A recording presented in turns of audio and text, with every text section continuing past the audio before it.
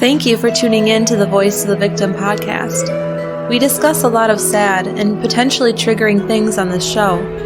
We try to be as sensitive and cautious as possible, but if you are sensitive to things involving abuse and may be triggered, please think twice before listening to our show.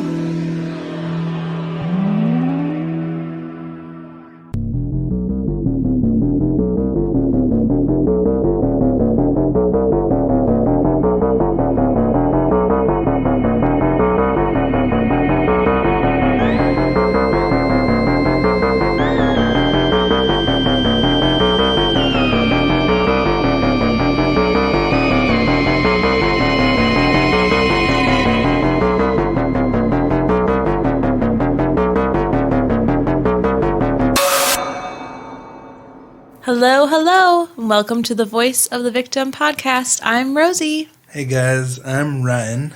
And it is our 100th episode today. Can you believe that we've made it this far? Can you put like a little clapping hands sound thing in there? I'll snap because I'm holding wine. Yes. It's been a long journey, you guys, from 1 to 100. Ryan's feeling a little sad right now. Yeah. But he's going to be okay because we're going to answer some fun questions. I'm not sad. I'm a little in a funk because I just read some bad feedback. One would say put out. Yeah. But in reality, I'm very content with life.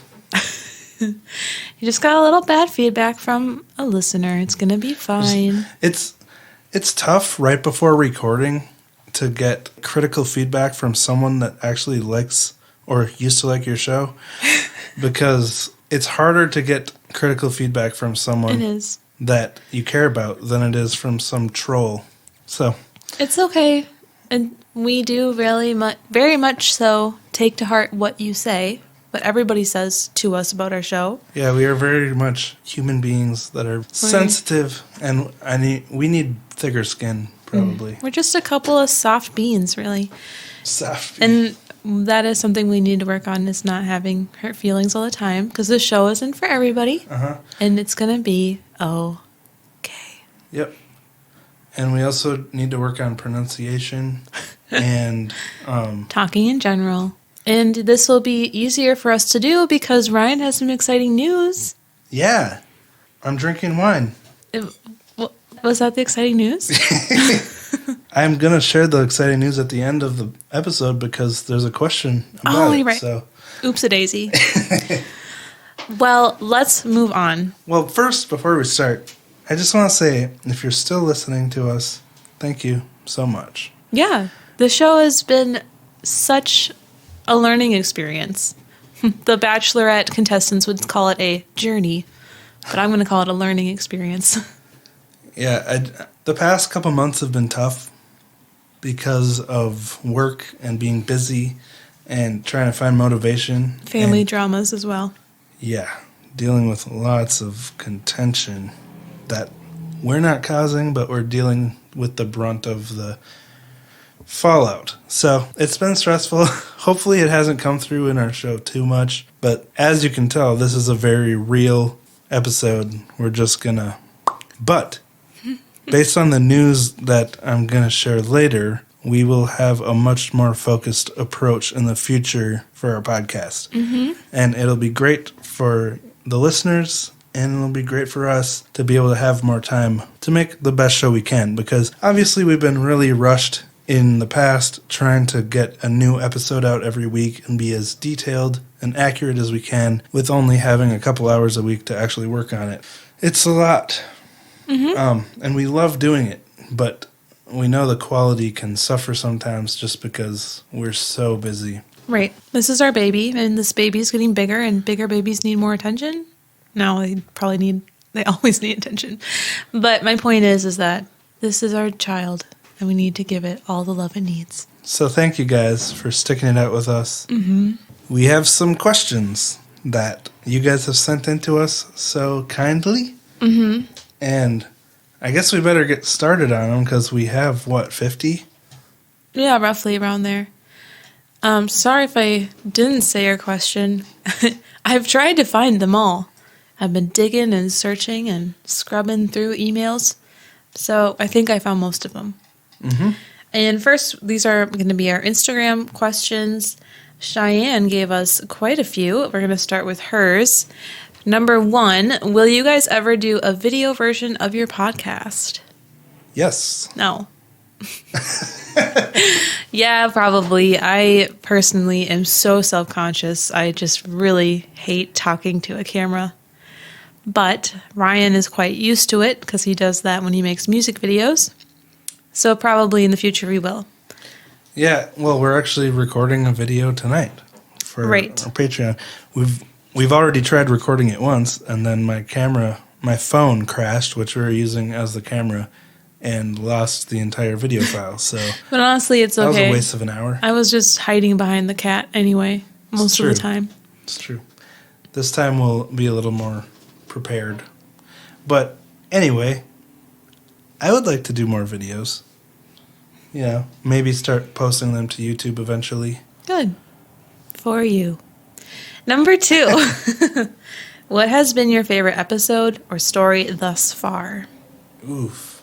You go first. Well, I have to say that the story that I still think about the most is Liam Fee, which is such an old story. It's one of our first ones.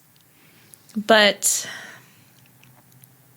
I don't know. It's hard to say a favorite story because they're very sad stories. So it's not like I don't really covet one more than the others. I try to be very unbiased and.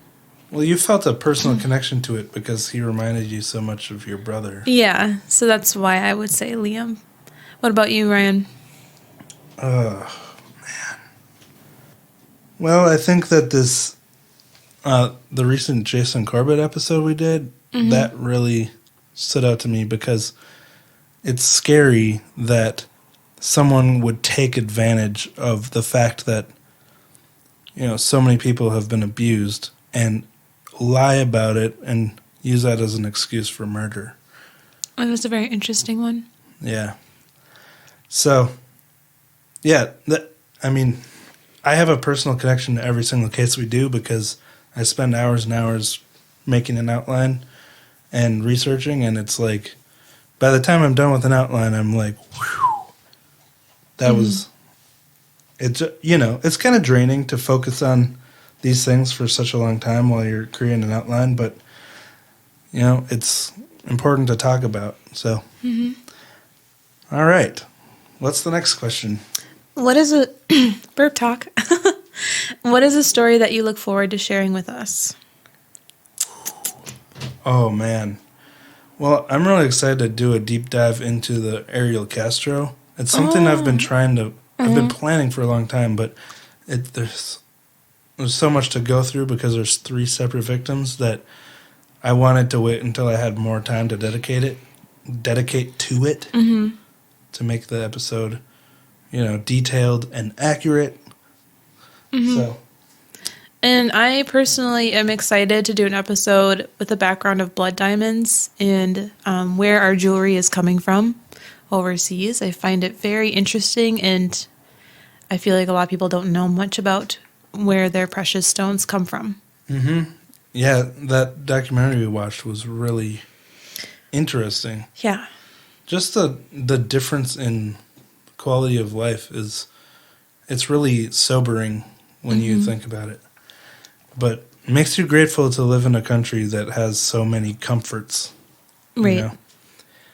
All right. Number 4, tell us about your cats. Oh, we'd love to.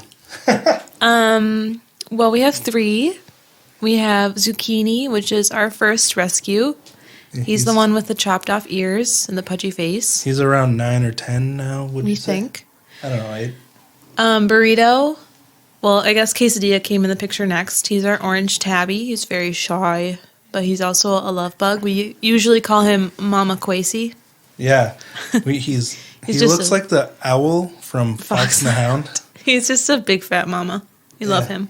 But, yeah, a very interesting thing happened when we first got him, and we might have told the story in the past on the podcast, but he is so nervous that when I brought him home from the vet, after we brought him in for his initial checkup, he got out of his cat carrier and ran under a chair. And he was under there for like 4 hours, I'd say. And I finally was like, we got to get him out because the vet said we should keep him in the bathroom by himself for a week because he's so nervous that he can only take in so much at a time. So he was supposed to be in one small room of the house, but he hid under the chair for such a long time. So I was trying to get him out before he went to bed, and I had to pull him out.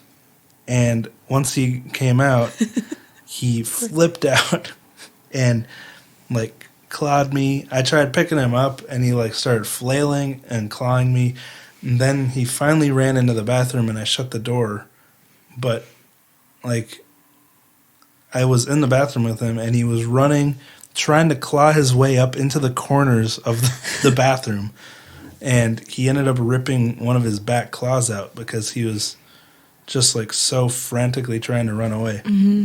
So turns out he came from a past of a really rough shelter who they were really abusive to their animals and didn't treat him well at all. So he had a really rough past, and that's why he was so scared. He didn't eat for like 3 or 4 days. He was super skinny. I had to sit in the bathroom with a can of tuna and shove it like right under his nose to get him to just drink the water out of it. Yeah. So he wouldn't get dehydrated, because we'd set food and water in there all day and we'd be at work, so no interference, and he wouldn't touch it. Like, he was that scared just to come out of his little cat home thing. This little box. But he's come such a long way. He's gained a lot of weight. He's probably like 20 pounds now. He's comfortable now. But, at least he's making a lot of progress. Mm-hmm. And he looks to snuggle with us now. Yes. And Ryan has a strange little relationship with Queso. For sure. And then our last cat is Burrito. Burrito was a rescue cat that I got right after Frito died. And he was just a little bean. I loved him so much. He is my cat, for sure. He's bonded with me. But he loves us both. He likes to, when we get in bed at night, he likes to lay between us on his back with his legs in the air and like switch between us. Like, he does. It's so cute. Falls onto us with his back to us and like snuggles into us. We call it his nightly dote. We dote on him. Yeah. It's really dumb and embarrassing, actually. But yeah, so those are our 3 babies. What can you do? Zucchini recently just went to the vet for his limp, which turns out he's fine. The doctor was yanking on his leg and trying to feel his bones in his foot and his paw. And he pretty much just said, your cat's just a jerk, and he's faking it.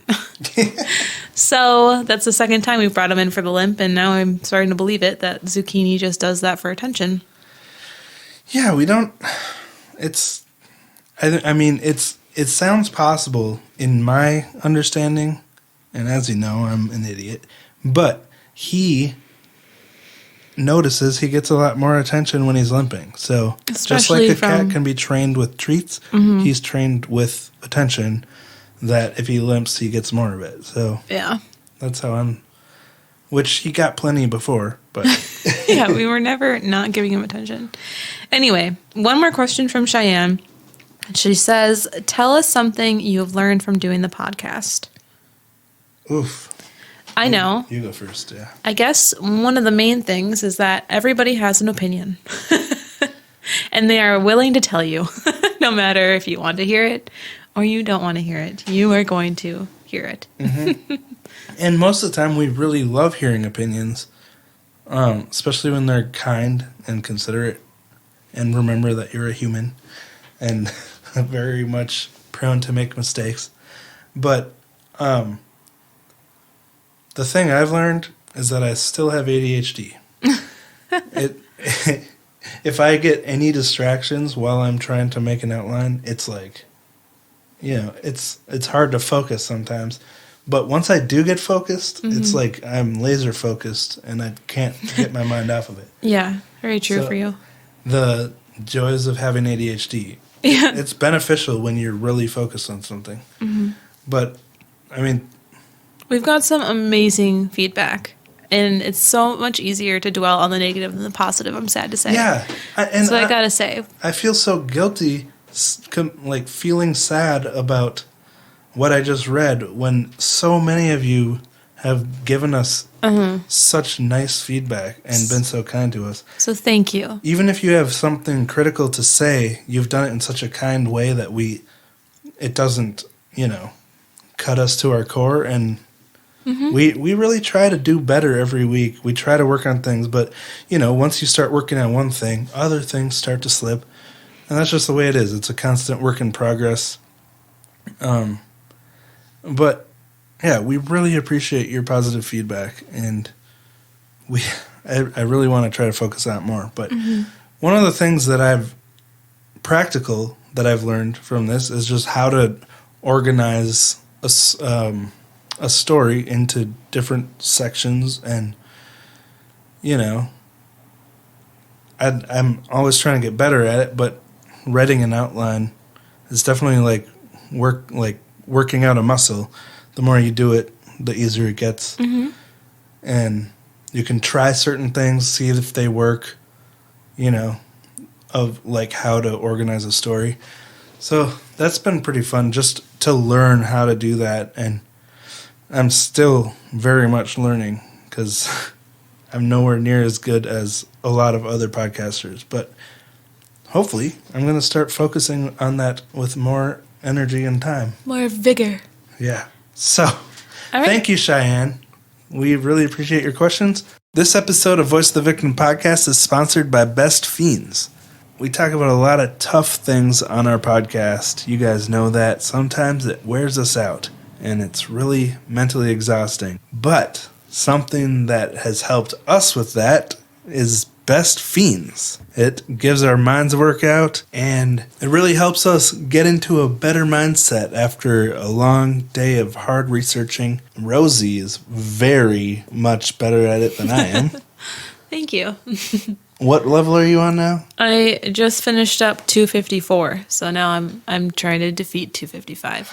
I'm embarrassed to say what I'm on, so I'll just try to get better, and I'll tell you next time. It's cute right now because everything's green and leprechaun-y. I pretend they all say, "They're after me, Lucky Charms." Is that the world you're on, or is that because of St. Patrick's Day? It's because of St. Patrick's Day. Very nice. Along with that, they keep everything updated. Each so the season, game never gets boring. It's always different themes. Yeah. I think I liked the Valentine's theme the best, though. That one was so cute. That makes sense. It's super engaging, and it's weird because I've never been a fan of puzzle games because my ADHD, I'm it stresses me out. But this game, very surprisingly relaxing and fun, while at the same time keeping my mind active. Yeah, I feel the same way, actually. I never was into the other ones because they were all the same, it seemed like. Every single level was the same. But this one is so different every single time. Yeah, they update regularly, and I love that you can play it at your convenience because obviously we're very busy, but anytime you have a little bit of extra time... You don't even need Wi-Fi. Yeah, you don't need any internet connection. So you can be on a train or a plane, even though you probably aren't going to be on a plane anytime soon. Too real. Snuggle in, quarantine, and Best Fiends. Yes. Best Fiends and chill. Man, you might get to level 1,000 after this quarantine. I'm going to TM that. Best Fiends and chill, guys. And the game's really nice to look at. It features lots of bright colors and cute characters. I love Bob. The ladybug? Yeah. I know exactly what you're talking about. See, it brings couples closer together. It does. So engage your brain with fun puzzles and collect tons of cute characters. Trust me, with over 100 million downloads, this 5-star rated mobile puzzle game is a must-play. Download Best Fiends free on the Apple App Store or Google Play. That's friends without the R, Best Fiends. Because you're going to need something to do while you're quarantined. Next is... Heather. All right. Heather, number 6. You asked, what is your favorite crime podcast to listen to? I think this one's pretty easy for us to answer.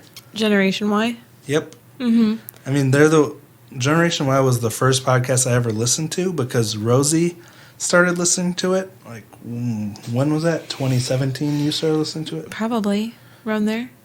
Like, I think January 2017, I started hearing you listen to it because it was just over a year before we started podcasting. But, yeah, Gen Y all the way. Yeah, they have a good dynamic, and I like their banter back and forth. They just have a really smooth way of doing it, and we kind of have, like, the fact guy and the throw-in.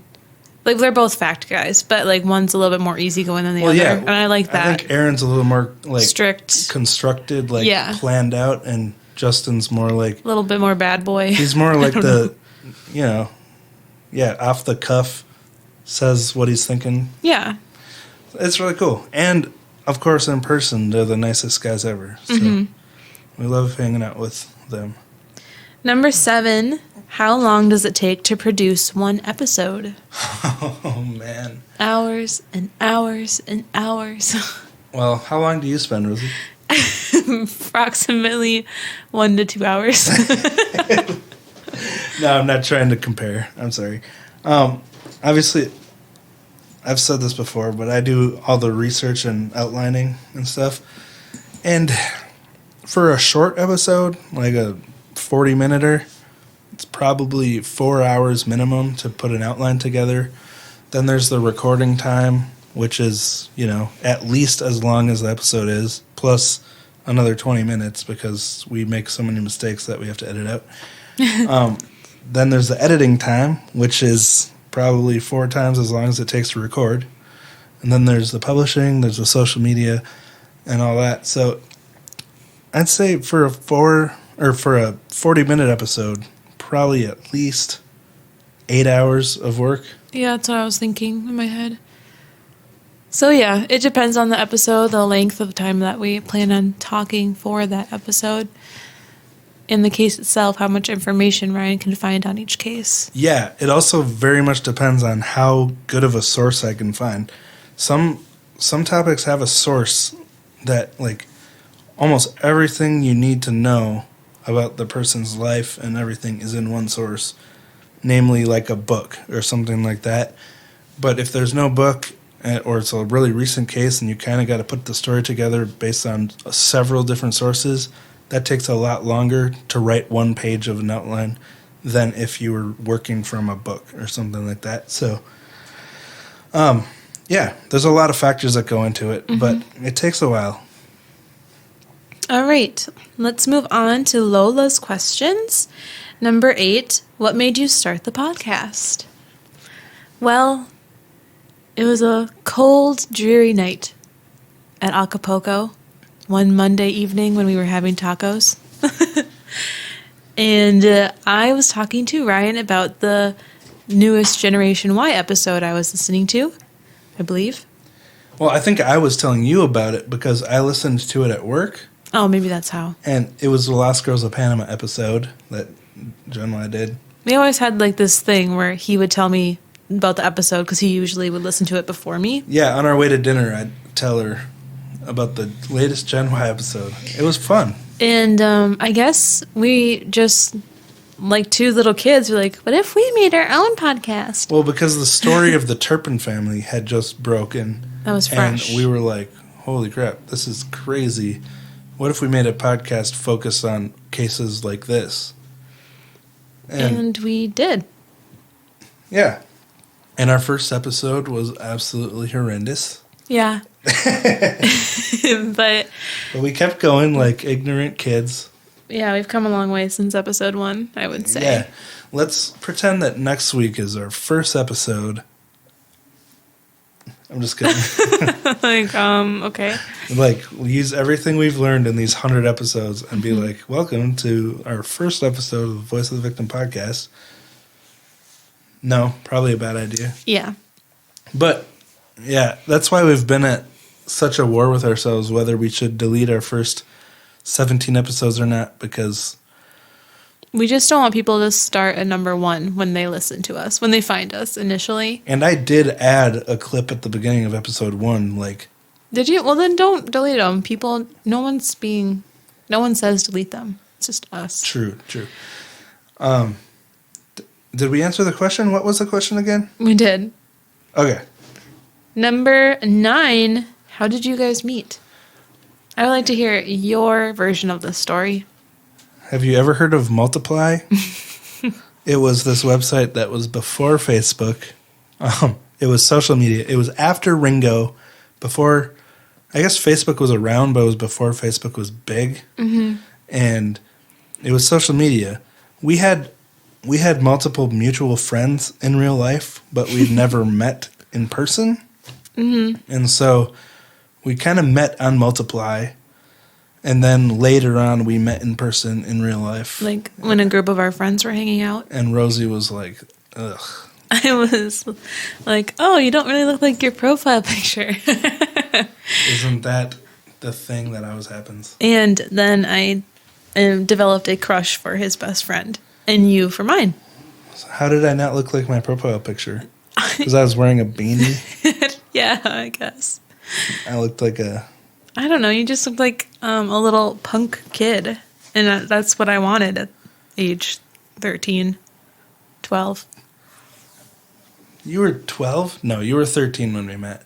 It makes such a difference. And there was absolutely no interest back then. Yeah. No, we were not interested in each other at all. Dang. It's a long time ago. It was a long time ago. Number 10. Are there ever days when the pod just feels like too much work? Today. Yes. Not today, I wouldn't say. But I have felt like that, especially when it's December. It's never that it feels like too much work. It's that sometimes it can feel like, does anyone actually care? Like, does this matter to anyone anymore? And we know that's total BS because there are so many people that appreciate what we do, but it's usually right after reading something negative that we're like, it just takes the wind out of your sails for a couple hours. Or if we procrastinate and we don't record when we probably should, and then it feels like our week is completely filled up and we aren't going to have any time for it. It can be stressful. It's just time management. Yeah. And I'm not trying to complain about the criticism. Yeah, gee whiz, you are. I'm not trying to at all. It's completely like we say, send it in. We don't care. It's just that I shouldn't be recording right after reading it. And like I should be able to take the criticism, swallow it, digest what I need to learn from it, and then spit out the crap, you know? Technically, you should poop it out at that point, but okay. Well, there's no toilet paper, so... Everyone's stealing the toilet paper. By the way, I hope everyone is healthy. And if you're dealing with sickness from the coronavirus, or you know anyone who has... I mean, on the other side of the world in Europe and China, there's so many bad cases. Like, Italy's having such a rough time right now. And please, if you are experiencing this, or you're just like, I live so-and-so or where, and all this stuff is happening around me, we want to know. So email us your stories, because we plan on making a Patreon episode about living through coronavirus and just seeing like all the changes in society and community. Because going to Target is now a real intense situation. Yeah. Same with Walmart. Well, even just being in big groups of people is a compromising situation. Do you shudder when someone behind you at Starbucks coughs? Yes. It's just weird. But like when we recorded last week's episode where we talked about coronavirus, like we were kind of lighthearted because like it hadn't hit the reality and magnitude of the situation. Mm-hmm. But in this past week, another happened. National emergency and stuff, it's like we don't want to panic. Don't panic. That never helps. But don't be casual about it either. Take it seriously. It's something that, could be dangerous. No one really knows exactly what's going to happen, but just don't panic. Try to keep a safe distance from people. Mm-hmm. Try not to infect anyone. Try not to be infected. Probably the best thing you can do is keep 7 feet away from people. And get groceries for your grandma, because don't make her go out there right now. It's too scary. Well, bring her groceries. You never know what's on them. Anyway, we got to get off this I'm sure everyone's sick of hearing about coronavirus. Victoria asked, only choosing one each, what is your favorite, or who is your favorite Disney character? Thank you, Heather and Lola. I forgot to say that. Thank you, guys. All right, Victoria. This is a great question. Something we're very passionate about. It's so hard because I have 3. How am I supposed to narrow it down from 3? You can only choose one. She made that very specific. But can I need to put 3 out there and then choose from that 3 so everybody knows. Okay, put the 3 out there. We'll make a pros and cons list. Okay. Pocahontas, Peter Pan, King Triton. Though, I'm shocked. I thought... No, Ariel is not in my top 3 because she doesn't want to be a mermaid. I want to be a mermaid. I'm like, get out of here with those legs. Like, no one wants to be a human. We want to be mermaids. I would have guessed Moana for you. Oh, I forgot about Moana, though. Oh. You love to just get away and explore. For how much I love Moana, though, Pocahontas and Peter Pan and King Triton have been with me longer. Mm-hmm. I also love Mufasa. Peter Pan, it's a really nice concept, but at the same time, it's like you can't hold on to that forever or weird stuff starts to happen. Zucchini. You know? Yeah. Like, you gotta eventually accept the fact you gotta grow up. Okay. Pocahontas. I've taken multiple Who Are You Disney Princess quizzes, and it's pretty clear that I'm most like Pocahontas. Yeah. So she's up there because I understand her. Mm-hmm. And this is why you're so jealous of my very small amount of Native American roots. It's true, because all I am is a bag of Wonder Bread. Swedish, Norwegians, whatever else. Danish. Wonder Bread. What else? Oh, yeah, and then King Triton. But I might change him out for Mufasa already, because Mufasa is such a steady father figure. It sounded like you were about to say something bad. No, it wasn't. You stop saying father right in the middle. Anyway, you've said like 16 characters. You need to narrow it down to one. I think I already know who. Okay. Deep down in my heart, I think I'm going to pick Pocahontas. Very nice. Yeah. Thank you. And cool. I also had an obsession with John Smith when I was little. My parents can both attest to that. I'm sorry that I'm not blonde and I'm not even into blonde guys, but so I don't know. They look too much like my relatives. I'm not into it. All right. Do I get to choose? Yes. One? Sorry. All right. Man, I should have thought of this while you were I already talking. know who it is. Jasmine from Aladdin. That's his princess crush. This is favorite Disney character, not hottest cartoon character. Okay. Who's your fave? Oh, man. I'd have to say the grandma from Moana.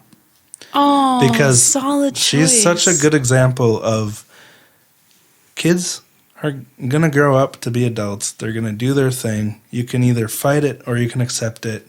And you can either guide them or you can try to control them. You know, you got to be a guide. Do you think of my grandma when you think of that grandma? I do. And also, I call my Grandmother Willow from Pocahontas. Yeah. The tree, Grandmother Willow. So that's how hardcore Pocahontas is to me. Mm-hmm. Yeah. All right. Really took this question uber seriously. I got to say, I'm starting to feel better now. Good. Was it this question? Yeah. Thank you, Victoria, for getting Ryan out of his funk. Yeah, and thank you all for everything. Like, you guys are awesome. You guys are so amazing. And please being on this let us journey know with you. If you're sick. Are we surprised that Maddie and Peter have already broken up? No, we're not. You know, as annoyed as people are with Peter's mom, and if you don't know what we're talking about, we're so sorry to alienate you. We're talking about the Bachelor finale. Okay. And I don't want to spoil it just in case they haven't seen it. Are you kidding me? But, it's everywhere. Okay, as upset as a lot of people are with Peter's mom, she was kind of sharing her wisdom and experience about, you know, relationships and what makes them work. And Maddie and Peter were so incompatible. Mm-hmm. But at the same time, like I just said, kids will grow up as adults. They'll do what they want to do. You can't control the choices. So I'm conflicted. But in all honesty, The Bachelor is just a stupid concept altogether. So Moving on. You can't find eternal love in 2 months. I'm sorry. Right. Okay, moving on to Lola's questions. What made you start the podcast? A couple beers and some tacos, to be honest. Just kidding. Rosie, we already did that. Oh, yeah, sorry. We're on to Claire now. I liked that answer, though. Ooh, Claire from Exercising Depression podcast. She's very kind. Always very... Oh, yeah, very much so. Yeah. Always very supportive. You read a couple questions. Okay. So Claire says, if you had to do another podcast, what would it be about? Okay, I already have an idea. Okay. I think it would be really fun to talk about things. I don't want to give your idea away. I'm just kidding. You can. I really think Someone might steal it. Go ahead, steal my idea. I think it'd be fun to talk about things that like nobody else thinks about, like really simple things. Like for instance, I don't even know. Like when you go to do your windshield washer fluid and it's empty. No, I'm trying to think of what I'm trying to think of, but it's hard. Like, how many birds ingest balloons when you let them go in the air? Oh. Just weird stuff. How many straws from Minnesota make it to the ocean? Or, like, has a hermit crab ever tied a shoelace in a bow? I don't know. I'm taking a reach there. It might be hard for your listeners to know what they're subscribing to. I just want like a really weird podcast about super random and things that people don't usually think about. That would be cool. Or like what happens to all the shells from peanuts when they're making peanut butter? Wow. Well, shells are compostable, so I'm sure that they just compost them. Yeah. Is there a better use for fish scales when people are cleaning their fish? Also, organic material that's compostable. Who's the first person that decided we needed to wear fake eyelashes to make ourselves look pretty? Vanity. Anyways, stuff like that. All right. Well, I would make a podcast, and I know this is done by so many people, but it's a very vast subject. Conspiracy theories? No. Oh. History. Oh, yeah. You know, like the dollop. Yeah, we love the dirty dollop. bits, you know, like there's so many stories from history to tell, and it's fun to just organize it into your own little interesting way of telling it. I love listening to stories from history. Yes, the dollop episode about the squirrels, the war on squirrels, gets me every time. Oh man, so good. So funny. So funny. Gareth is funny.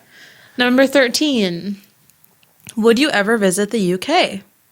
Well, Claire, technically I have. On the way home from Portugal, I was in the UK for about 3 hours. Oh, good for you. In England, in the airport. And that's not visiting the UK. I know, but I touched the cement ground. Wow. Yeah, we would totally go to the UK. I really want to go to the UK. I'm up Especially for anything there. I want to pop up to Scotland and go to the visit some Scotch factories or whatever they're called, distilleries. In fact, Claire, if you could give us a few like highlight places to visit, we would love to know about them. Yeah, help us make our itinerary. I definitely want to go there. I've never been out of North America. I've only been to Canada, Mexico, some Virgin Islands, and Central America, kind of. You poor thing. But it's weird because like other continents are like alien to me, and they're still so fascinating to me because I've never been there. Well, I'm going to bring you there. I would love to go to the UK. I'd love to go to Ireland, Iceland, Australia, France, New Zealand. Yeah, those are probably my top 7 or however many there were there that I want to visit. Mm-hmm. Also, South America, like Brazil, would be really cool. Yeah. But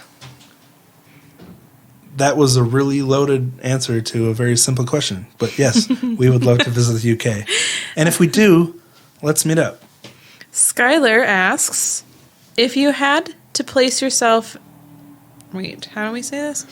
If you had to place yourself as a character in a cartoon, movie, or show, who would it be? Okay. Oh, boy. Do you have an answer? I know. The cat... Wait, who are you going to say? For you? I thought you were going to say somebody in the Goofy movie. You mean Max's friend, that fat kid? No, I don't even know the characters in the movie. You love that movie. I was going to say the cat from An American Tail. His name is Tiger. I don't really know why. Yeah. I've just always felt drawn to him. Okay. Also, that movie is my favorite movie ever, and it always makes me cry. So what's yours? If I wanted to be a cartoon character, probably Raven from Teen Titans. Oh my gosh. Because the original Teen Titans, not Teen Titans Go. Yeah, not Teen Titans Go. I always thought Raven was so cool. Because she is, let's be honest. Very much. Like Starfire, yeah, she's really cute and like funny and cute. But I want to be Raven because she's so hardcore. I'm trying to think of a better answer than a cat? The cat, because there's really nothing similar to me in that character besides wanting to be nice, I guess.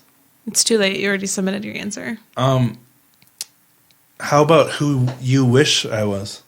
Who I wish you were? Yeah, like in a cartoon? In a movie character or any kind of character. But it has to be a cartoon. I feel like I know your answer. No, any move... Oh, I guess cartoon. Okay, never mind. My bad. What were you going to say? Captain Jack. Yeah. Yeah, so true. Rosie has an obsession with Captain Jack Sparrow. And I do too. But I take too many showers to be like him. So, so true. All right. On to... I really don't want to mispronounce this name. Can you do it? I think it's Paloma. Paloma. Thank you, Skylar and Claire, by the way. Number 15. Would you ever in the future consider becoming licensed foster parents? Yes. Yes and no. I would rather adopt. I would feel like I would get way too emotionally attached to the children. Oh, yeah. That we were That's right, parenting. They kind of will move on eventually. The idea of it is very intriguing to me, and I mean, it's only for the good.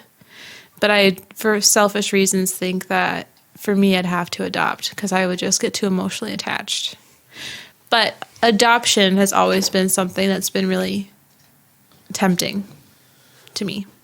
We should have put Tony's question before this one, but we'll get to it. Thank you, Paloma. I really hope we're saying your name right. All right. Carissa. Do you want to read it or should I? Go for it. Okay. Number 16. Would you ever consider getting a dog? No. I really want a husky, but not like a young one. I want kind of a middle-aged one that's really docile, because there's this one on my mail route who was very sweet and quiet, and like it would just walk up to me with big doughy eyes and just look at me and like let me pet it, and never barked at me. It was just so nice. I do enjoy dogs. Okay, I'm not like the biggest dog person you're ever going to find in the world, but some dogs I really do enjoy, like my new job's dog. But no, I do not personally want a dog. I feel like I'm out and about way too much, and I don't want to tie myself down to not being able to be spontaneous and be like, oh, we're going to leave for our weekend. That's true. We love to travel. So I feel like it's just not in our lifestyle. We wouldn't be good dog parents, pretty much. Yeah, that's a good reason. Mm-hmm. All right. Also from Carissa, what was your wedding like? Very colorful. Our wedding theme or colors was a rainbow because we just couldn't really decide. And we saw it in a magazine and we really liked it. So. Yeah, so we had all the colors. The bridesmaids were all in a different color, same with the groomsmen. And we had like butterflies and different colored ribbons. We had a lot of colors. It was at an old farmhouse. It was an old farm converted into a wedding venue. It's a historical museum. Yeah, It teaches kids about Native American life and pioneer life. If you're from the St. Paul, Minneapolis area, it was at Gibbs Farm, which is what street is it on? Larpenteur? Mm-hmm. Yeah. So if you've heard of Gibbs Farms, that's where it was. Yeah, so we had like some photos taken outside of teepees and stuff. It was really cool. It was right up my alley, really. Cool. And the harpist. We walked down to the aisle to My Heart Will Go On from Titanic by a harpist. Yeah. Which now is so corny to me, but I loved it. It was so kind of your parents to make such a nice wedding for us. Yeah, it was spendy. We were very lucky for that. All right. What inspired you to start podcasting? Also from Carissa. Well, I'd say this is different than the question we already answered. Yeah, I personally have always wanted to do something like this, but I wasn't sure it was podcasting. I just knew from my own experiences that I wanted to give my own knowledge and advice, I guess. Experience. Give my own experience to those that would understand and be helped by it. Mm-hmm.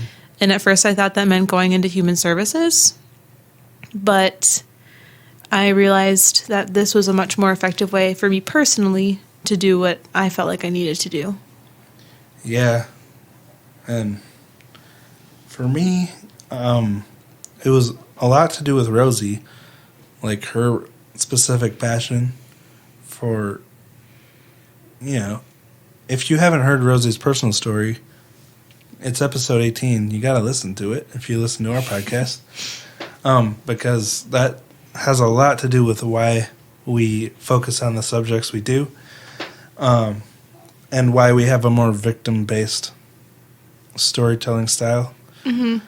But for me personally, it was listening to Justin and Aaron and just like the conversation style, the way they made these cases come to life. And AKA Generation Y.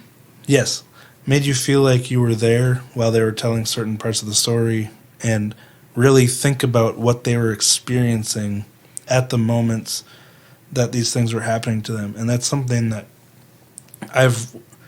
that's been my goal when I'm writing an outline, is trying to tell it in a way, instead of just listing off a bunch of facts about what happened, instead getting into one singular moment in that person's life and trying to describe it as if I am that person and what they were experiencing. So instead of, just blazing through, I like to pick like 5 specific moments in a person's life and explain those in as much detail as possible.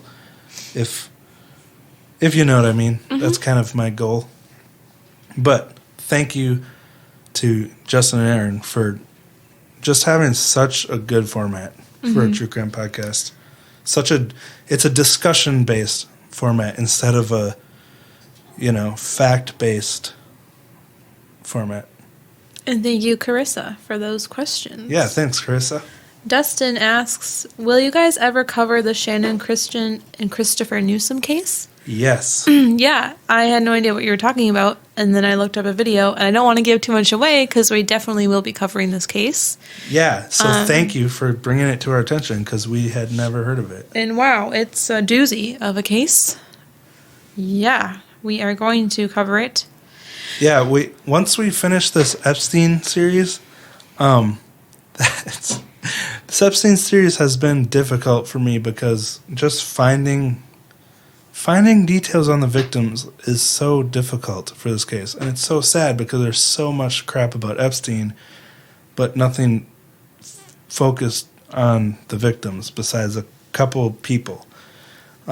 So we're going to be finishing it up in the next couple episodes, and then we'll be moving on to more stories like this where we're just going to focus on one story per episode. Because, let us know what you think, but it seems like people respond better to one-off episodes where the whole story's in one episode than ones with parts. That's honestly what I prefer myself. Same. All right, number 20 by Summer. Are there any cases that you absolutely don't think you will ever cover? And if so, which ones? Is it due to the time and emotional energy it would take or other reasons? Should we take this one question at a time? I can't really think of any cases that I would be completely turned off to talking about personally. I just don't want a case that is so gory that it's only going to be terrible for listeners to listen to. I don't know. Like, I don't want to offend anybody. Yeah.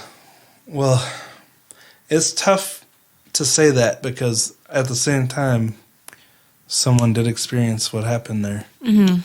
But I would have to say for me personally, I would probably never cover like Jeffrey Dahmer or... Oh, yeah. Overdone people. Yeah, just cases that there's nothing left to say about them. And, you know... We're not interested in cases that focus on the perp. Yeah. Although, like, Ted Bundy is just as big, but I would definitely do specific episodes just focused on, you know, certain people that had experience with him. So that might be coming in the future. We're actually working on that, but we're not going to spoil that for you yet. But thank you, Dustin. Summer. Oh, duh. That was Summer's. For some reason, I thought we were still answering that other question. Thank you, Dustin and Summer. I love your name, by the way. Back when I was a dumb teenager, I used to love the movie 500 Days of Summer. And it's funny. I still like it, but I have a completely different perspective now than I did when I first watched it. Like, I've completely switched the side that I took. Why do you can just tell me if I need to wrap it up. You don't have to make hand motions. Not many people probably even know that movie. I thought it was pretty big. It had Zooey Deschanel in it. And Joseph Gordon-Levitt. Mm-hmm. Moving on to Tony's question. When and if you have children, how protective will you be? That's a tough question. Probably would be pretty protective. I don't even like letting my kids go to the bathroom at Target without me like waiting at the door. Yeah. So this is a tough question because we're so inexperienced and we can't even imagine what it would be like to be parents at this point because we have no idea. Well, I feel like I'm a nanny, so I have somewhat of an idea. But just saying. Like, I think it depends what aspect of parenting you mean, because like obviously public places like that and like physical protection is one thing, and then there's the protection like, you know, just like my goal would be to not be overbearing or controlling, you know. And when I don't want to use the word punish, but when I would discipline them, it would be like trying to teach them why I want them to. I can tell you right now, I'd be the more strict one than you. Yeah, probably. But like, anyway, anytime I would discipline them, I'd want them to learn exactly like why I'm saying what I'm saying instead of, you know, just telling them because I said so. But also that comes with age because obviously really young kids can't understand that. But again, what do I know? I think we'd be relatively protective, though. Mm-hmm. I do too. Definitely. After all the things you've experienced and all the subjects you've discussed on your podcast, the disturbing subjects, does this deter you from having kids? Yes. Definitely. We're not planning on being parents, especially to our own spawn. I honestly don't have any motherly interest in having my own children, as terrible as that sounds. I'm very content just being a nanny and having that connection with children that way. Mm-hmm. But then being able at the end of the day to send them off to their parents and go home to my cats and husband. Yeah. It's a really tough choice because I feel like becoming a parent, it's a whole new level of learning and life experience that really shapes you into, it has the potential to shape you into a much better person than you would be if you didn't have kids. And I have so much respect for parents that are able to take on that responsibility and do it. Mm-hmm. But at the same time, I don't think it's for me. Yeah. Honestly, Ryan has wanted children more than me, and I have had to shut him down a few times. Well, and I don't really that often But you'll get children. the itch. Yeah, well, again, like when I watched Endgame and Tony Stark had a kid and... Love you 3,000. Yeah, when she said that, I was like, oh. But then you got to think of the years leading up to that and all the sleepless nights, and it's a lot of work. Yeah. And I really respect parents for that. We're pretty in love with our life right now, and we don't need anything like that right now. Yeah. Things might change, but for now we're pretty set. Mm-hmm. That's a good way to say it. We never really know. Okay, so from Sydney... Thank you, Tony, by the way. What cases or case inspired you to start a podcast? So we kind of covered that one, the Turpin case for sure. Yeah. Definitely the Turpin case. And my own. Yep. And I'd say just cases. At first, it was cases where, like with Mary Bell, I think that was our second case. And just wondering like how a child could do this, and be so... when we first started a podcast, we were very focused on child offenders and how they could get to the point where they could do that. And that kind of rounded out into focusing on abuse. And, it's always evolving, and we don't, we've become more broad because there's so many different stories, and we like to keep it interesting. Mm-hmm. But, at first, for me, it was the child offenders and just wondering, like, how they could get to that point. Because, like, Cody Posey, Mary Bell, Jasmine Richardson. Anyway, I think that's all I can say about it. Thank you, Sydney. Number 24 from Tara. Or Tara. What are some things you both like to do on your downtime? What do you... Personally, I love bullet journaling. It's something I take very seriously, in fact. Oh, yeah. So I really like to work on that. I also love reading, like a lot. In the summer, I love to paddleboard. I love to be outside. I love to not be inside, whether it be gardening or taking walks or paddleboarding or swimming.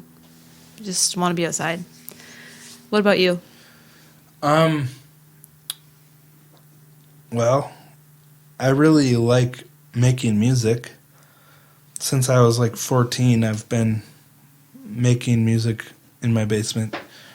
And I also like making goofy videos. And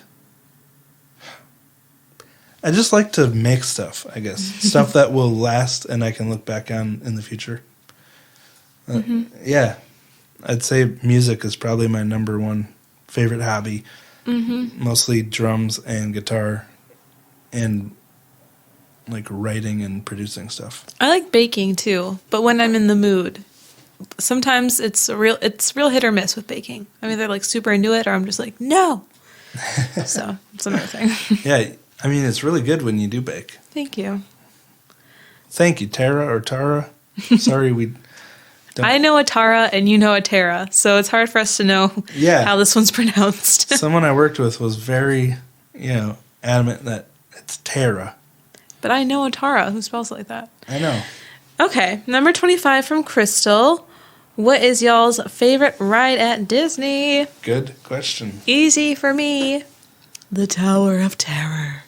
Ooh, That's been my favorite ride forever, and it never gets old to me. It's always scary.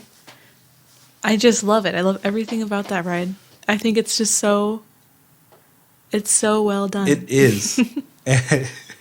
Last time we were on it, remember when it was going down and my sunglasses were, I put my sunglasses in my shirt, like in the middle where. On the collar. Yeah, on the collar. And when we were going down, they came up and they were like spinning around inside, like at eye level. Like they weren't falling to the floor because we were falling. And so they were just spinning in midair, like right in front of me. Like a living science experiment. It was pretty cool. I'd also have to say the Mount Everest ride with the Yeti. I love that ride. Yes, that's a really good one. And Peter Pan. But it's so hard to get on that ride, let's be honest. The line's always forever long. I think my favorite ride would be the Buzz Lightyear one, where you shoot the targets, and because somehow I got like a really good score one time I went through there. Hi, Zook. But anyway, that one's really fun. I kind of get motion sickness sometimes. We went on, what was that, Spaceship Earth? Or Spaceship? Space Mountain? No. The one where you're in a spaceship. And Mission Space. Mission Space. Holy buckets. I got so sick when we went on that. Yeah, you did. It was funny. Last time we were at Epcot. And, like, for the next hour, I was just walking around like, So, yeah. That kind of puts a damper on some of the rides for me. But I like the ones that are slower paced and interactive. Mm-hmm. Number 26 from Donna. Are you planning on having kids of your own? No. Not in the plan. Yeah, we already talked about that pretty much. Number 27. Is it against the law if someone knows about a crime and does nothing to prevent it from happening? Sounds like maybe this is happening to you, Donna. I don't know. Rosie's done some research to answer your question. So what I have to say is in most states, failure to report is not illegal, but a small minority of states do have laws that will punish individuals who fail to report certain types of crimes. It just depends on the severity of the underlying crime. For example, under Texas law, you can be charged with a Class A misdemeanor for failing to report an offense that resulted in serious bodily injury or death. So, I mean, that's good. You'd think that would be the same in every state, but in Ohio, on the other hand, it's illegal to knowingly fail to report a felony. So it kind of depends on the crime itself, but especially serious crimes here in Texas and Ohio, you can get charged for not reporting. And that's according to criminal.findlaw.com. Oh, here we go. Mandatory reporting. Mm-hmm. Here we go. There are specific people that are mandatory reporters, like Dr. Phil, and parents, teachers, school administrators, clergy, medical professionals, therapists, social workers, and others. So all of these people are mandatory reporters, which means if they witness an act of child abuse or find evidence of child abuse, he or she has a duty to report the incident to the appropriate authorities. So there you go. I think that should probably fall on everybody, not just those people. But yeah, it is what it is. There you go. All right. Thanks for the questions, Donna. To Caitlin. Burrito is right on my lap. Ooh, Caitlin, you got some fun questions here for us. This is our patron, Caitlin. I love her questions. They made me laugh while I was typing them out. 28. If you could shrink anything and take it with you everywhere, what would it be and why? Probably Burrito. Yeah. Because he's my little therapy kitten. But I would be scared that he'd get squished. Don't you wish he was just like a little Palm pocket kitty size? Like he could just run around on your hand? I do. I wish he could go everywhere with me. That'd be cool. If I could shrink anything, it would probably be my drum set because it's way too big. Like, it's such a pain in the butt to be a drummer. And then you could make it big when you wanted to. Yeah. But, like, transporting drums is so annoying. Mm-hmm. So, if I could shrink anything, that's what it would be. Very good question. Or my stuffed animal Fetch. He's not small enough? Well, just so I'm not like a weird person with a stuffed animal. Oh, shrink him down to a keychain and then you can make him normal size at night. All right. Next question from Caitlin. If you could make a rule for a day and everyone had to follow it, what would it be? Ooh, that is a good question. That is a good question. Actually, I do think I know. Now, I know that there's such a thing as Earth Day, and people are supposed to take care of the Earth on Earth Day, but let's be honest, not that many people do. So I would have a rule for a day that every time you see a piece of litter, you pick it up and you throw it away. Wow. Everybody in the whole world follow that rule. Yeah. We get a lot of stuff done. If everyone had to pick up one piece of litter and throw it away. But like any that they see. So if you're driving, you pull over, you pick it up. Like we get a lot done. Yeah. So that's mine. Cool. That's very helpful. I'd say if I could make a rule for everyone, it would be to call up someone that you used to be close to but had a disagreement with and you kind of drifted apart and maybe became resentful of each other, and just have an honest conversation and try to work things out. Wow, that's interesting. Because if there was less resentment in the world, I think everyone would get along a lot better. Sorry. No. That was a little hardcore. But it's just been on my mind a lot lately. Number 30. What's a holiday that doesn't exist that you'd like to create? Squirrel Day. It's a day that we honor squirrels for the amazing animals that they are, and we throw squirrel treats at them, and we put up little squirrel posters around town. You can dress up as a squirrel, tail optional. And if you run one over, you have to have a funeral for it. You have to have a funeral and pay $5 to your local, $15 to your local humane society. All right. Good stuff. I don't know how humane societies help squirrels, but maybe they do. I don't know. Let's see. What's a holiday that... Is that the one you just said? Yeah. Okay. What's your holiday? Oh, duh. Why didn't I think of this before? Mm-hmm. How about a day where...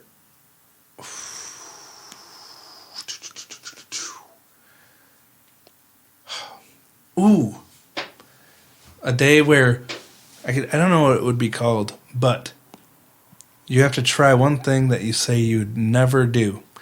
For instance, I'd say I'd never be a vegetarian. So I'd try to go one whole day and try to be a vegetarian. One whole day. Wow. A lot of effort into that. Well, the point of it is like putting yourself in other people's shoes and just trying things out that are completely against what you believe and feel. No, I mean not. You're against vegetarians now? No, I'm not. What I mean is I could never stop eating meat. Okay. Or I would never want to, I mean.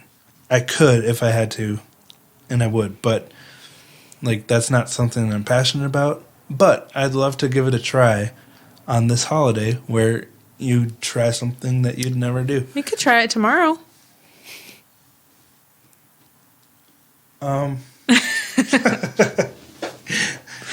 Okay, number 31.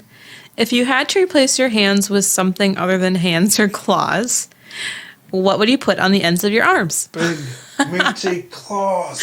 That's so funny. What do you think? What would you put? Oh, man. No claws, no hands. So... Maybe just some sloppy octopus tentacles. Huh. See, you're going for something that can still grab stuff. Yeah, suction. I'm going to go with wacky waving, inflatable arm flailing tube man hands. You can get a lot done with those. And just, like, you can whack people in the face. Hi, friends. It won't hurt anybody, but it'll just be fun to be like, you know? Mm-hmm. So, Let's see. Where are we? 32. Would you rather fight 100 duck-sized horses or one horse-sized duck? What the crap? That's a good question. Well, Vito, moving furniture I over think here. a duck-sized horse would be adorable. I don't want to fight anything. Oh, yeah. Fight them? Well, I'd say one... I would rather... horse-sized duck would probably be easier than 100 duck-sized horses because it's only one thing. I think 100 duck-sized horses would make me a little intimidated and scared. Yeah. You get trampled. 100 is a lot. I don't know. That would freak me out. So the one horse-sized duck. I love ducks anyways. They're superhero animals if you think about it. But Vito. if it wasn't fighting, and it was just cuddling, I'd definitely do the 100 duck-sized horses if they had really soft feet, like paws, instead of horse... What are they called? What are horse feet called? Hooves. Yeah. So, yeah. Thanks for that question. Sorry about the background noise. Burrito just knocked over a mic shield, which... Yeah, it's metal and it's loud, so sorry about that. Number 33. Would you rather be without elbows or without knees? Knees, I guess. I use my elbows way too much. True. Ugh, that's a tough one. But yeah, I'd have to go with that because I'd rather have more control over my hands than over my legs. I think. It's hard to say without experiencing it, but... Yeah. Thank you, Caitlin, No for knees. those questions. Thank you, Caitlin. Okay. 6 questions. That's awesome. Next, we have Lizzie's questions. If you could live anywhere in the world, where would it be? At this point in time, I'd pick Portugal. Yes. Because I absolutely adore Portugal. Lisbon. Probably Lisbon, Portugal. You were very passionate about Portugal when you came home last Yeah, fall. I did. I would love to visit. Let's see. I would probably, based on what I know, I'd want to live in Ireland. Or, if it's in the U.S., Portland. No, not in town Portland, but in, like, the Oregon Area. I love the Pacific Northwest. It's very pretty. What is your favorite place to travel to? Portugal. I'm just obsessed with it. I absolutely love it. This is hard to answer because I wish I would have known more places. I also love France, but there is just something about the Portugal culture, Portuguese people that I really, really love. Right. But I don't know if I can answer this because I haven't been to enough places to really know. But if I have to answer it, I'd say Seattle. That's a good one. I love going to Seattle. Again, Pacific Northwest. Who are your celebrity crushes? Okay. Oh. Captain Jack Sparrow. Not necessarily Johnny Depp, but Captain Jack Sparrow, Chris Pratt, Adam Driver. Oh, yeah, Kylo Ren. Yeah. Okay. For some reason, I thought you meant Adam Scott, the guy who plays Ben in Parks and Rec. I was like, yeah, okay. Chris Hemsworth as Thor. I feel like you're a lot more Jim prepared. Sturgis. Delightful. Okay, And Ewan I think McGregor. you have enough. Ewan McGregor. Last one. And Paolo Nutini. Oh, my goodness. That's like 10 people. Go ahead. Your turn. Emilia Clarke, because she has a great smile. Very genuine. Man, who's that girl from... What's that show called? I don't know. Pitch Perfect? No, not Anna Kendrick. Anna Kendrick? She's up there. Let me see. No, she's from... Not... Oh, what was that show? A to Z. What's her name? She was also in a Black Mirror episode.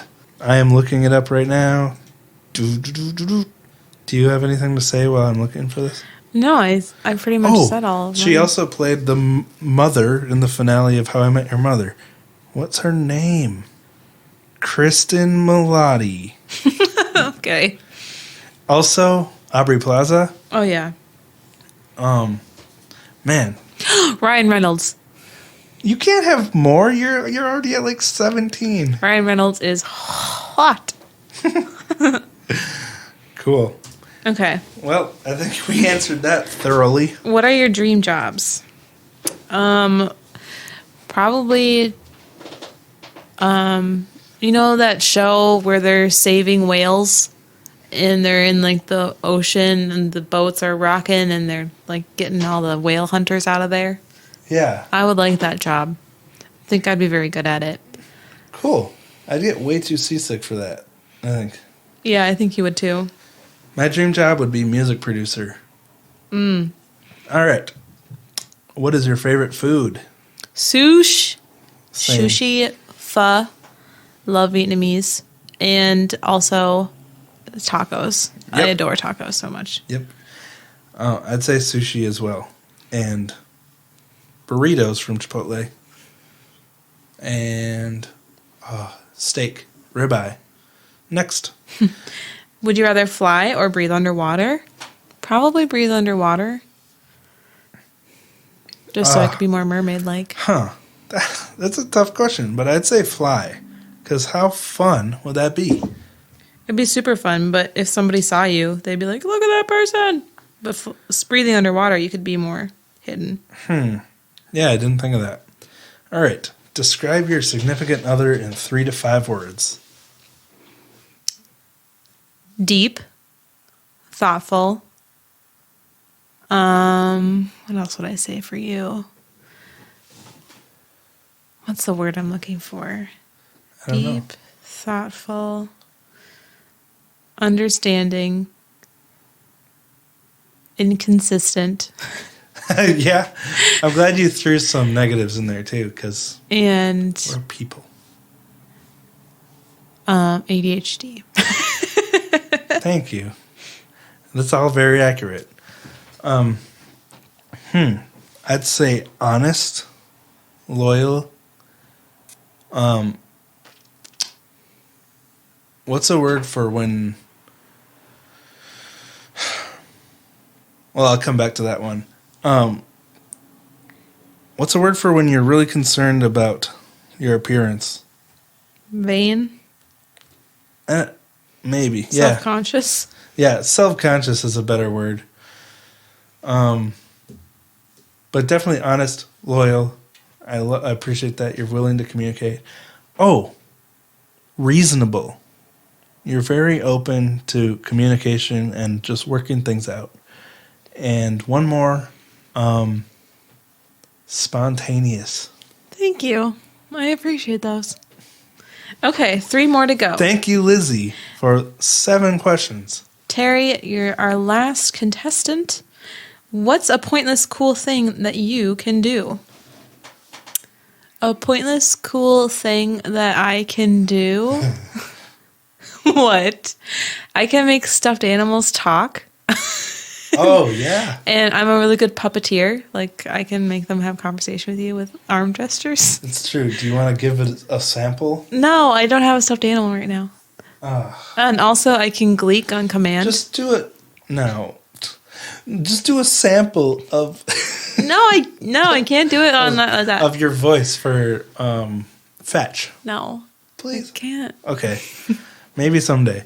Mine is I can make pitched popping sounds with my hands and mouth where I clap my hands together and the clap forces air into my mouth and then what I do with my mouth controls the pitch. So I'll do a sample.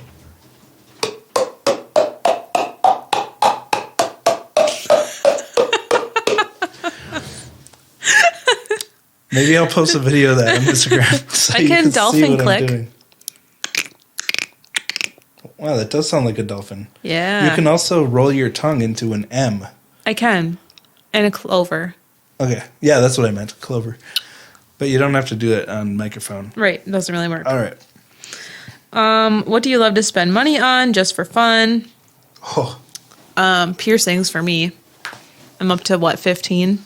Yeah, I think you're at your limit. But I'd say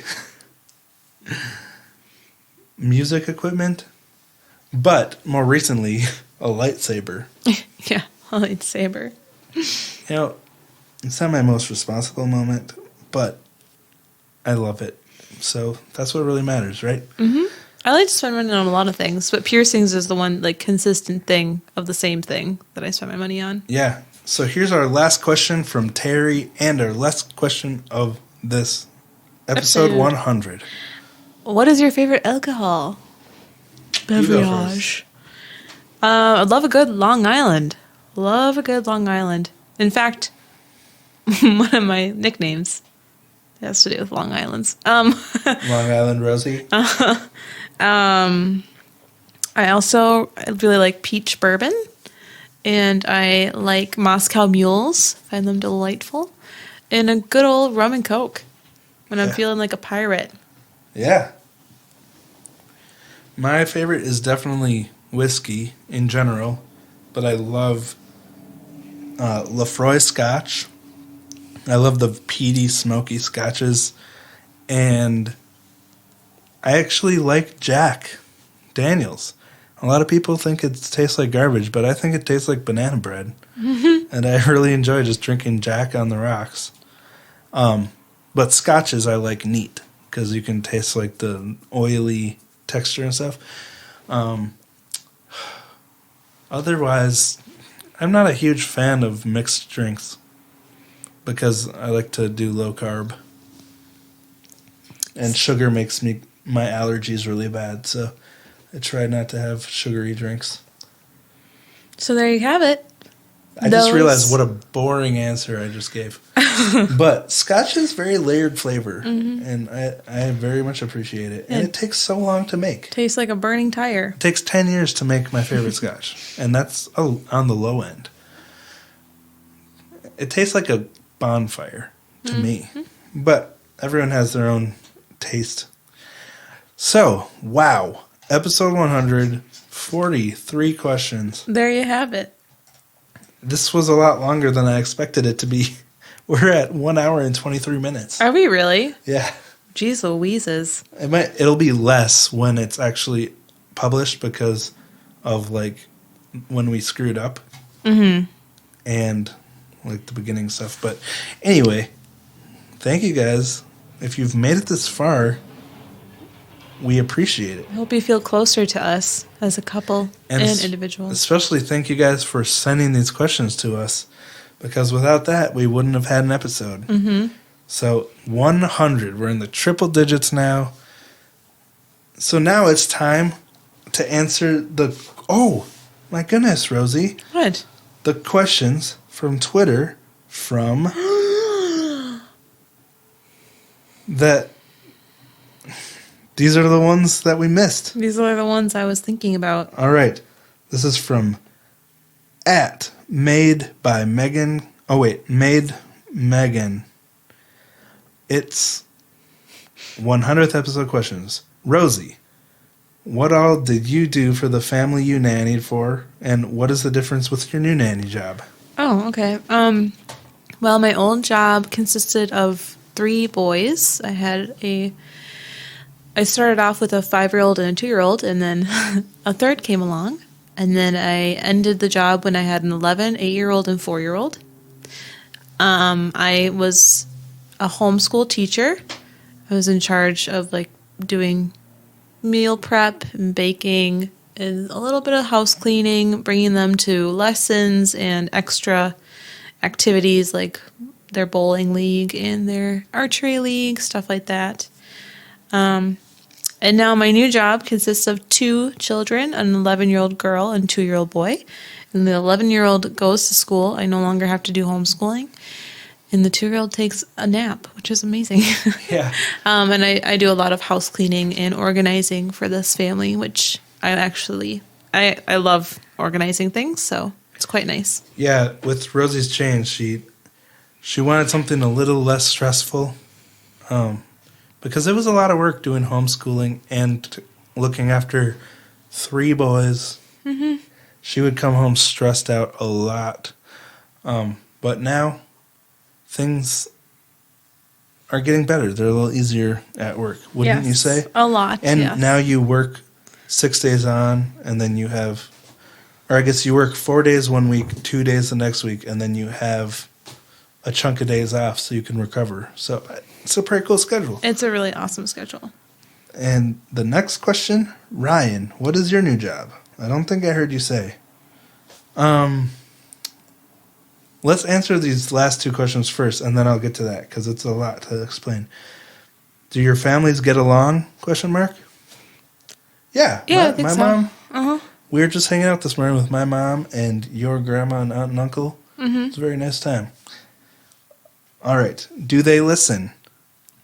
Yeah. Rosie's dad listens. Yeah, and he's a patron. My mom. And your mom listens. I don't know if she listens, but she's a patron. Yeah. Which we appreciate so much. Yeah, I mean, some of our family members are more supportive than others, definitely.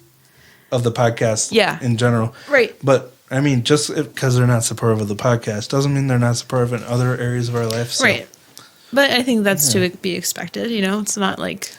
I think we have a decent relationship with pretty much everyone in our family, though, at this point. Right. The family drama isn't from us. It's from other family. Yep. So, that answers those questions. So now, my new job. Over the past several months, I've been working a lot at the post office, working overtime pretty much every day. But at the post office, you only get paid overtime for the 3 weeks before Christmas. So all this overtime I was working, I wasn't getting paid for. Pretty much every holiday season for the past several years, I've seen myself change into a more negative and cynical person because I'd be so weighed down with work and so just overwhelmed with that, I didn't have time to focus on other things in my life. And there was no compromise or wiggle room either. I had to be there. I would put in for time off and it wouldn't get approved because we had such a shortage of subs, and I was just getting really burnt out. Actually, workplace burnout is very common, and it changes you as a person. I saw changes in myself for the worse, and it scared me. I was surrounded by people at work that were constantly negative and complaining all the time, and for good reason, but being around all that negativity and feeling powerless to change things for the better is really toxic. It really took a toll on me, and it was affecting my family life. I was too exhausted to fully be there for my family. I mean, I have an older mom I want to take care of and give my time to. I have many nieces and nephews I want to be there for and, be a solid example and friend in their lives. And I have a wife I care about, and she has her own family with a whole separate set of people on that side. And I realized I didn't have the energy or motivation to do what I needed to do to be a good son, uncle, brother, or even husband. So between the burnout of being overwhelmed, not getting paid for my time, the toxic attitude of the people around me, and just the negative effects on my family and my own happiness, I knew I needed to make a change. I wanted to do something that would make me happier so I could be there for my family when they need me. Like on the airplane, I needed to put the oxygen mask on myself before trying to help anyone else. The final straw was when I got bronchitis, and this was in February, after calling in 2 days in the beginning of February and 1 day at the end. Even though I got a doctor's note for both times, my boss brought me in for a day in court, where they basically ask you a bunch of personal questions about your sickness, and then they determine if they need to punish you or not. Later that day, he told me I was going to be on a 2-year probation, where I lost my right to call in sick. So, after giving my late teens and most of my 20s to this place, and all the ridiculous changes I put up with, going from 1 hamper of parcels per day up to 5 hampers after Amazon, without getting paid any more than I was before, and now this, I couldn't wrap my mind around it. And my sickness was caused from the overwork and burnout, which I told him in my day in court. But he still put me on probation, and I get it. They need to put you in your place and make sure you know that they're the ones in control. So I told him, I'm actually going to be leaving this spring. And from that moment, I got to learning as much as I could about workplace burnout, quitting a full-time job, golden handcuffs, the value of finding meaning in your life over being wealthy, and also the complicated stuff like taxes and business management. So I really did all I could, but even before that, I was working to reduce our spending. The key for me was not finding a job that would replace the salary I was used to, but actually cutting back our financial obligations enough to be able to make less money. So after a lot of financial planning to get rid of those so-called golden handcuffs, I finally left the post office. So I'm going to be delivering groceries to pay the bills and support us, while also having more time to work on the podcast and make it the best it can be. I'll be able to have Saturdays off finally with Rosie, because it sucks working Saturdays when your wife is at home and you really want to be with her. So now I can make my own schedule. I'll be able to have more time to work on the podcast, and I'm really excited about that. So with that said, starting in April, we'll be releasing regular monthly episodes on Patreon, and I'm hoping we can get it to bi-weekly and eventually a weekly episode, both on Patreon and the main feed, because I want to give our patrons more. You guys have been so supportive and so good to us, and there's a lot of times that we want to do something, but we just can't get to it because we're so busy, and we want to give you something back for your generous support. But we found an opportunity to be able to cut back and simplify our lives. Rosie's grandma wanted to buy a duplex and move in with someone in our family, so as the years go on, she'll have someone at her house to take care of her. And also she goes to Arizona for half the year, so we can keep an eye on the house. Yeah, that's what we're going to be doing. We're going to be moving in with Rosie's grandma and maintaining the property, and it's going to help us cut back on expenses, so we won't need as much money. So Friday, March 13th, was my last day at the post office. Yep. A little scary, but overall very good so far. Rosie, how do you feel about it? I think it will work out, and if it doesn't, we'll figure something out. Yeah, well, I parted the post office on good terms. They said the door's always open if I want to come back. And so, that's there as a fallback plan, but for now, just enjoying my day-to-day life is a lot more valuable to me than having more money, because if I'm miserable during the day, then I come home and I'm not a great husband, I'm not a great son, I'm not as good as I could be. There's no amount of money that can make it okay to be away from your family for that long, or just to be so discouraged in life that you're not as good of a family member as you could be to your family. So I'm more focused now on being here, making my own schedule, being able to be home with Rosie on Saturdays. It was hard for the past 8 years for our relationship, for you to be home Saturdays and me to be at work. It's like a whole day that's kind of just wasted. So this was my first weekend at home, and it was so nice to be able to spend time together. And it was really nice. It really helped me see the value of that over the value of supposed financial security, because what's more important, And I know it's different for everyone, but that's just my personal experience, and it is scary.